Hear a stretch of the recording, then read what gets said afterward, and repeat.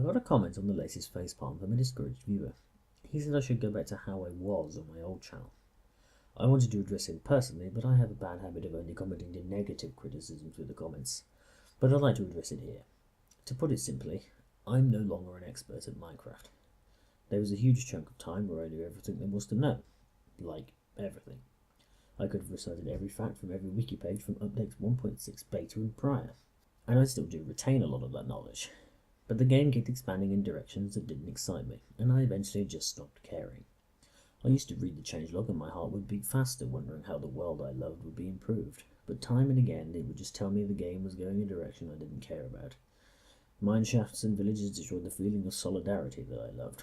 Graphical optimizations made the game run smoother, but destroyed the look and feel of a game with lighting errors and invisible chunks. The need for experience and magic shattered the illusion of survival and turned it into fantasy.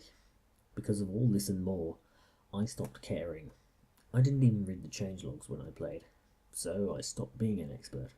I was tired of Minecraft. I stopped playing on the Minecraft Muse because I was no longer willing to represent Minecraft as a part of my persona.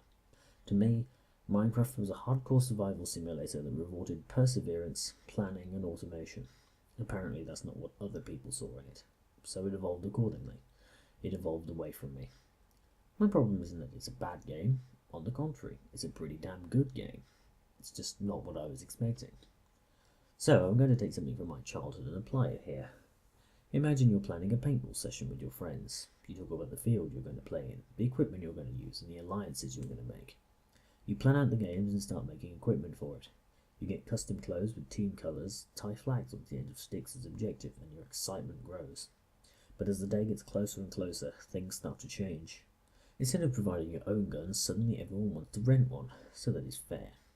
It may be better, but it's not yours. Also, it turns out that too many people were complaining about the field you usually play in. Apparently there's snakes there, so they decided to change it for an indoor course. Suddenly there's a lot more rules and a lot less options. Sure, there are things like walls for cover, but it becomes less about stealth and camo and more of a free-for-all.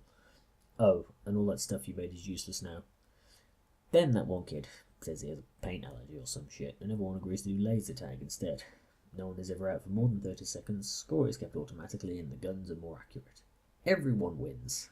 Right? Right? On any other day, laser tag would be perfectly fun, but you were expecting paintball.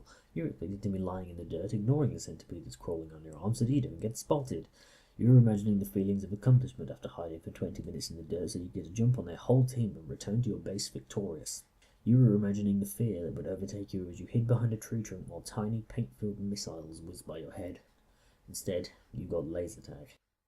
And so you trudge around the dark, smoke-filled course feeling lied to and disappointed while everyone gallops around you laughing and talking about how much fun it is. The topping on the cake being that as a YouTuber there's that kid with a laser gun saying, "Sorry, I can't watch your videos anymore. You've changed." The irony is that most people want you to be yourself, but they also want you to please them. If those two things don't align, you either disappoint your fans or you sell out.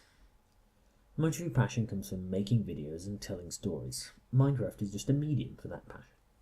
There was a brief time when my unhealthy obsession with Minecraft overlapped with my love of storytelling, and that's where a lot of my fanbase came from.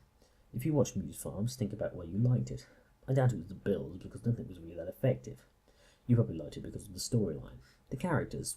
Wiggles was always around for comic relief. Beanox, the dog, had a tragic death. I would do things that weren't related to building, such as visiting a gravesite to pay my respects.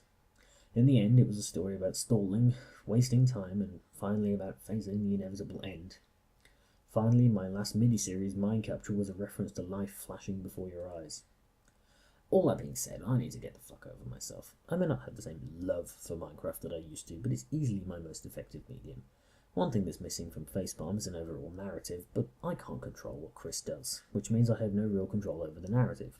Not in any way that I'm used to, anyway. So I'm keeping the focus of the show on the interactions between Chris and I. But I'm also working on the story for a new vanilla series. I think I'm pretty much over being bitter about what Minecraft could have been, and I'm ready to accept it for what it is. Just like Rooster Teeth eventually got away from Halo videos, I will eventually need to transition away from Minecraft videos.